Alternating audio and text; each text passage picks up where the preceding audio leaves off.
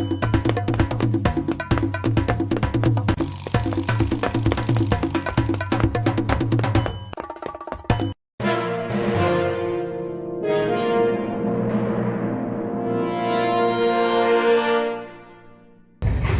sore kawan pajak, berjumpa lagi dengan kami di podcast Jejak Jelajah Pajak. Kali ini di hari ini tanggal 28 April tahun 2025. Hari ini kita akan podcast terkait apa ini Mas Yud? Terkait pemindah bukan ya Mbak ya, karena ada perubahan terkait PMK 81 tahun 2024. Jadi mungkin nanti masalah persyaratan juga akan berbeda ya. Betul. Jadi ada hal yang perlu diketahui oleh wajib pajak atau kawan pajak semua, hal yang perlu diketahui karena ini penting ya kawan pajak ya. Kita biasa dengan istilah PBK atau pemindah bukuan. Biasanya kalau kawan pajak itu ini ya Mas Yudi ya. Jadi kita biasanya salah bayar pindah buku, salah bayar pindah buku. Nah, ada ketentuan baru di PMK 81 tahun 2024 ya kawan pajak. Ada hal-hal yang bisa dipindah bukukan dan ada yang tidak bisa ya. Dan hampir sebagian banyak yang tidak bisa ya Mbak ya.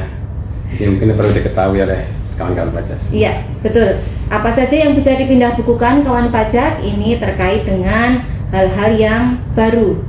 Kalau di Januari tahun 2025 kita ada Cortex. Ya. Di situ kita ada mengenal pembayaran baru apa Mas? Yang di 2025 ada deposit pajak. Ya. Betul. Jadi ada yang dipindah bukukan, itu ada 4 hal yang bisa dipindah bukukan. Mungkin Mas Yudi silahkan yang bisa dipindah bukukan apa aja Mas? Salah satunya adalah yang pertama deposit pajak ya, terkait pembayaran deposit pajak. Jadi di Cortex, di Cortex sudah diperkenalkan terkait masalah menu deposit ya. Jadi wajib pajak nanti kalau misalkan ada ada sisa saldo di deposit, misalkan nanti digunakan untuk melakukan pembayaran pajak, jenis pajak apapun, nanti bisa dilakukan pindah bukuan dari saldo deposit tersebut ke pajak yang akan dipilih. Begitu itu kalau misalkan wajib pajak memiliki deposit, saldo deposit pajak. Kemudian yang kedua adalah terkait pembayaran pajak penghasilan atas penghasilan dari pengalihan hak atas tanah dan atau bangunan yang belum dilakukan penelitian untuk penerbitan surat keterangan penelitian formal bukti pemenuhan kewajiban penyetoran pajak penghasilan. Ini untuk ini ya kode jenis pajak PPh final atas pengalihan tanah bangunan ya, terutama yang terkait transaksi pengalihan tanah dan bangunan. Nah, itu salah satu jenis pajak yang dapat dilakukan pemindah bukuan. Gitu. Kemudian yang ketiga adalah penyetoran di muka biaya materai yang belum digunakan untuk menambah saldo deposit pada mesin teraan materai digital. Itu yang nomor 3 ya. Kemudian yang keempat jumlah pembayaran yang lebih besar daripada pajak yang terutang. Jumlah pembayaran pajak yang terutang ini tentunya nanti akan dijelaskan lebih lanjut ya, karena harus memenuhi beberapa ketentuan gitu. Jadi ada 4 kategori ya jenis pemindah bukuan yang dapat dilakukan atau dapat diajukan permohonan. Deposit pajak, PPh yang dari penghasilan dari pengalihan hak atas tanah dan atau bangunan. Kita biasa singkatnya 402 ya, karena kode pembayarannya 41128402. Kemudian penyetoran di muka biaya materai yang belum digunakan untuk penambahan saldo deposit pada mesin teraan, mesin materai digital, dan jumlah pembayaran yang lebih besar daripada pajak yang terutang. Yang poin 4 ini sebenarnya kalau kita baca satu kalimat ini aja ya Mas ya, ini adalah mungkin masih agak ini juga ya, agak rancu karena jumlah pembayaran yang lebih besar daripada pajak yang terutang.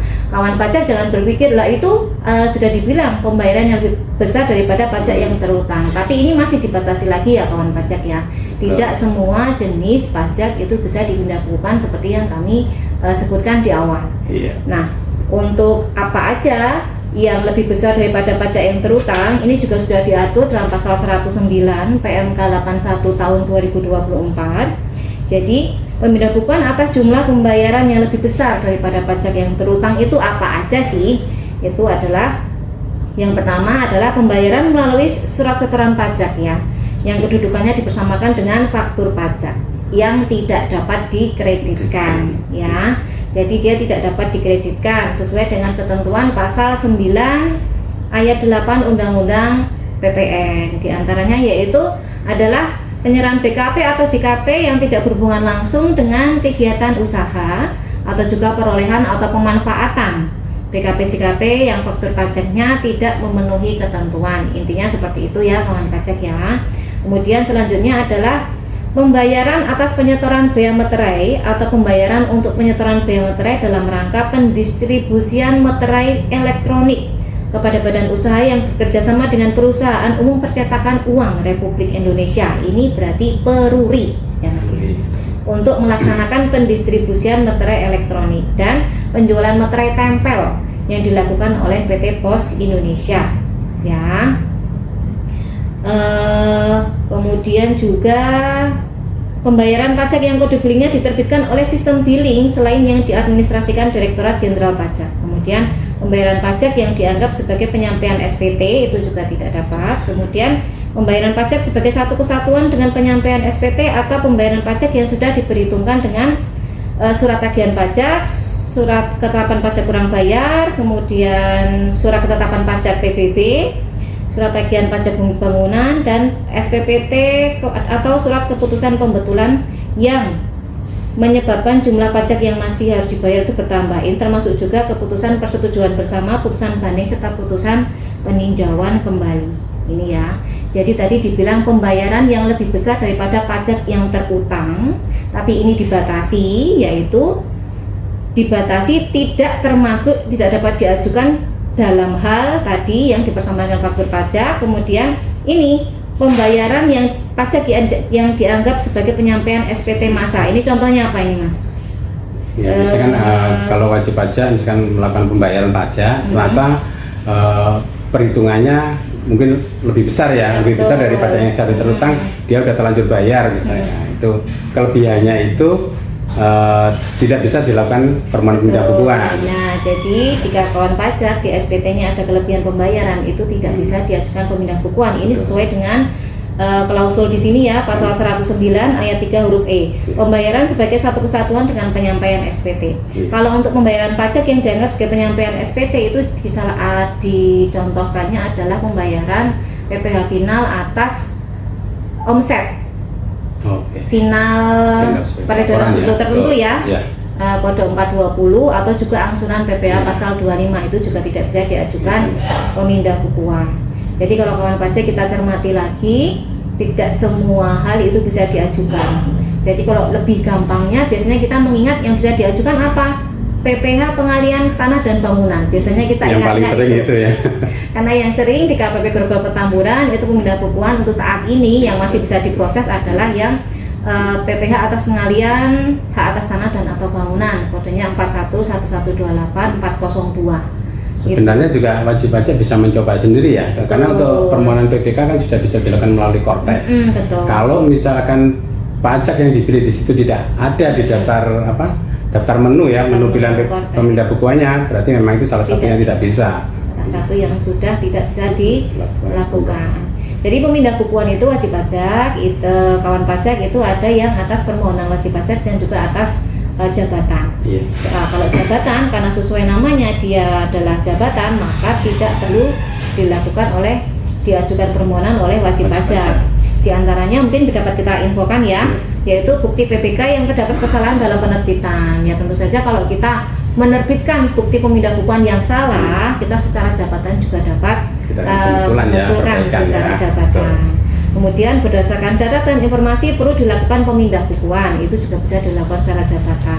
Kemudian deposit pajak untuk melunasi utang pajak yang masih tersisa pada saat dilakukan penghapusan NPWP.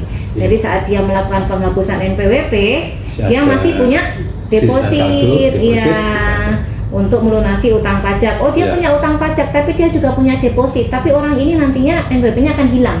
Nah, otomatis secara jabatan bisa diproses untuk membayar utang pajaknya gitu. Kemudian juga deposit pajak yang dilakukan penghapusan karena penggabungan usaha itu juga bisa dilakukan secara jabatan. Jadi misalkan ada penggabungan usaha dari wajib pajak badan, biasanya ini ya dia merger menggabung usahanya, nah maka itu dalam rangka menghapuskan si PT atau perusahaan yang di merger itu tadi, jika dia ada kewajiban maka bisa juga dilakukan PPK secara jabatan. Betul. Kemudian pembayaran atau penyaluran pajak yang terdapat perbaikan data penerimaan dari DJPB dan pembayaran atau penyetoran pajak sebagai tindak lanjut atas pelaksanaan penyitaan oleh jurusita.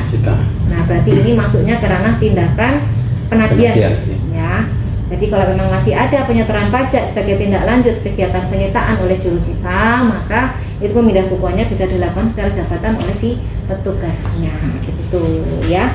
Terus Mas, karena beberapa hal tidak bisa di PPK. Ya pasti kan wajib pajak akan bingung ya. Kalau biasanya kan kalau ada kelebihan bisa di PPK ke jenis pajak yang lain. Nah ini kalau nggak bisa di PPK terus gimana caranya Pak? Gitu. Betul. Kalau uangnya rata-rata pada bertanya, kalau gitu saya rugi dong. Iya. Jangan sampai saya salah bayar. Kalau saya salah bayar uangnya nggak bisa kembali. Gitu katanya. Padahal bukan seperti itu ya Mas Yudi ya. Jadi ada namanya prosedur pengembalian pajak yang seharusnya tidak terutang ya kawan pajak ya. Di situ ada prosedur. Sebenarnya itu udah lama. Pengembalian pajak yang seharusnya tidak terutang itu sudah mulai dari PMK 187 tahun 2015 ya. Tapi ini diatur kembali di PMK 81 tahun 2024. Ini istilahnya adalah untuk mengembalikan kelebihan pajak tadi. Jadi kalau SPT unifikasinya misalkan dia ada kelebihan bayar, itu sekarang diajukanlah pengembalian pajak yang seharusnya tidak terutang. Karena memang wajib pajak tidak ada pilihan lain Mbak ya. Kalau dulu mungkin kalau ada kelebihan bisa lanjut di PPK ke jenis pajak lain. Tapi kalau sekarang kan tidak ada pilihan lain. Makanya untuk yang terkait pengembalian pajak tidak terutang kan kita ini lagi ya, kita up lagi karena memang ini jalan satu-satunya untuk mengembalikan pajak tersebut. Gitu. Jadi kalau pengembalian pajak yang seharusnya tidak terutang ini kawan pajak, kalau di Cortex itu kawan pajak kalau mau browsing di menu pembayaran itu ada namanya menu restitusi pajak. Nanti di situ bisa dipilih atas pengembalian pajak yang seharusnya tidak terutang. Itu pun nanti di situ isi formulirnya bisa langsung di situ ya Mas ya. Nanti persyaratannya apa aja nanti akan ada di situ. Di situ nanti bisa dipilih apakah ini pembayaran yang jadi satu kesatuan dengan SPT, apakah ini atas pembayaran pajak yang setorannya tidak digunakan atau yang lain. Itu ada 5 pilihan di mana yang menarik di formulir pengembalian pajak yang seharusnya tidak terutang berdasarkan PMK 81 tahun 2024 ini Mas, wajib pajak diminta untuk langsung menuliskan nomor rekening. Nomor rekening. Nomor rekeningnya harus dituliskan langsung di formulir itu ya kawan pajak ya. Jadi kawan pajak nanti harus melampirkan juga itu adalah perhitungan pengembalian pajak yang seharusnya tidak terutang. Kemudian di situ melampirkan fotokopi halaman pertama tabungan agar bisa dicairkan nanti sesuai rekening yang update. Betul. Sebenarnya kalau di Cortex kawan pajak itu kalau mau kawan pajak mau cek lagi itu yang pernah memproses pengembalian pajak atau restitusi itu nomor rekeningnya sudah ada. Sudah ada di sistem ya? Ya, sudah ada di Cortex. Cuman kami kan takutnya tidak update ya kawan pajak ya. Jadi kawan pajak silakan dicek di detail data bank, detail rekening itu apakah masih update. Kalau memang sudah tidak update bisa dihapus, atau kalau memang sudah ada rekening tambahan yang lain bisa ditambahkan di situ. Karena nanti ketika menanggapi daripada pengembalian yang seharusnya tidak terutang, kawan pajak harus memastikan rekening mana nih yang dipilih. Betul, rekening mana yang akan digunakan untuk mengembalikan atas permohonannya ini. Kalau pilihannya di situ rekening banyak kan harus jelas ya, posisi yang mau yang mau kita transfer ke mana, ke bank yang mana gitu. Ya, di situ ada pilihan untuk jadikan rekening utama ya kawan pajak ya. Jadi nanti ada beberapa rekening, misalkan ada 10. Kalau memang rekening utamanya misalkan yang ada di bank A, silahkan diklik centang di situ rekening akun utama. Nanti kami akan tahu, oh ini rekening utamanya yang di sini. Dan nanti akan kami sesuaikan dengan permohonannya ya kawan pajak ya. Di permohonan nanti kawan pajak ini memilih rekening yang mana, nanti kita akan sesuaikan. Oh itu yang dipilih. Terus kalau nanti misalkan ajukan lewat Cortex nggak bisa, kita bisa ajukan lewat mana itu Mas? Bisa dilakukan secara manual ya dengan misi formulir yang kita sediakan di KPP ya. Jadi, tapi dengan persyaratan ya sama aja ya, nanti harus dilampiri dengan perhitungan pajak tidak terutangnya, dilampiri dengan fotokopi buku rekening juga. Iya. Jadi nanti otomatis akan diupdate oleh petugasnya untuk data rekening yang ada di Cortex. Sepertinya cukup itu dulu ya. Ya, betul. Kita sampaikan informasinya update sekali loh ini kawan pajak ya, cuman memang tidak bisa kita sampaikan semuanya. Karena kalau nanti kita fokus membahas tentang pengembalian pajak yang seharusnya tidak terutang itu nanti akan ada banyak sekali. Ada banyak sih. Jadi nanti akan kita bahas pengembalian pajak yang Mungkin seharusnya tidak terutang di sesi Bisa yang lain ya. Baik, semoga apa yang kita sampaikan ini bermanfaat ya kawan pajak ya. Jangan lupa terus ikuti update informasi perpajakan dari kami. Bisa mengikuti kami lewat media sosial kami di Instagram @pajak_grogol_petamburan, di YouTube-nya juga APP Jakarta Grogol Petamburan. Saya Ayun Fitri dan juga Yudianto. kami penyuluh dari KPP Pratama Jakarta Grogol Petamburan. Mohon pamit undur diri. Terima kasih dan Wassalamualaikum warahmatullahi wabarakatuh.